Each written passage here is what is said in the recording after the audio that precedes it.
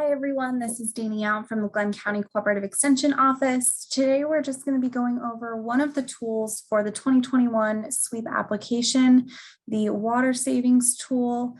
I'm on the SWEEP website right now, the CDFA SWEEP website, and I just wanted to show you where to find this tool at.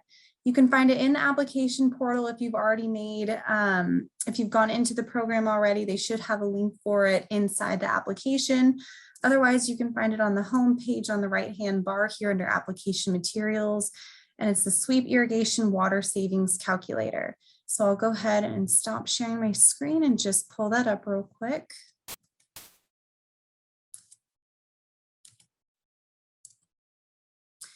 And this is what you should have on your screen as well if you've been working on this. So go ahead and enable content, enable editing if you haven't already. You should come to the instructions page first. Actually, some good information in here. Be sure to read through this if you have any questions going through this application. Most of it can be answered from this front page. And I'll be talking a little bit about it as well. But as you can notice at the top, there are a couple links, and we'll get to those in just a second. So the first information you're going to fill out is this before tab. So this is your current irrigation, your soils, which isn't going to change your crops. So if you don't know your soil type, again, on this instruction page, on the first page, there's a link up here for it. You can look it up.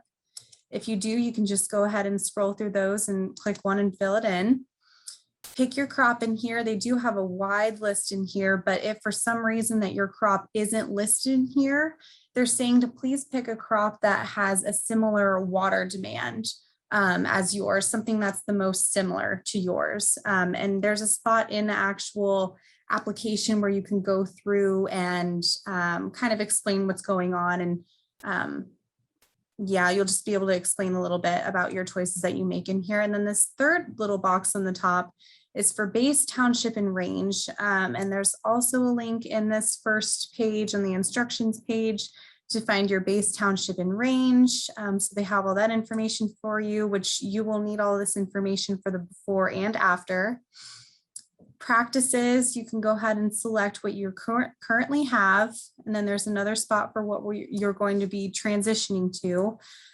Something to point out here under drip irrigation, that does consist of drip, micro sprinklers, and subsurface irrigation. So if you have any of those and you don't see it for some reason, just select the drip irrigation. Again, that's something that you can explain in the actual application portal. So once you've done that, it'll tell you this estimated before water use at the bottom. Don't have to do anything with that now. Go ahead and go to that after page. You'll fill this out with pretty much the same information, soil types, crops, base, township, range, make sure all those match from your before and after scenarios. So the practice now is what you'll be transitioning to. Quite a few selections here. They should have pretty much everything that you can think of. And if not, again, there's another option here. We can go in and explain that in your application portal as well. The water management levels can be found on the instruction page, and that's something to read through at this bottom portion here. Water management levels. So this kind of explains it depending on what you will be installing in your project, can change from no change, level 1, level 2, level 3, all associated with different percentages. And this stuff you'll need to have ready for to enter into the actual application. So if you're stuck on that part, give the instruction page a read. They'll have what you need here. And again, you'll have an estimated after water use. This final page is what you'll need for the actual application. So your before, your after, your annual estimated water savings, and then your total percent water savings. You'll need these numbers for the actual application. You'll also need them to fill out the greenhouse gas calculator tool as well. So just kind of keep this information handy, but this is what you'll need on the actual application.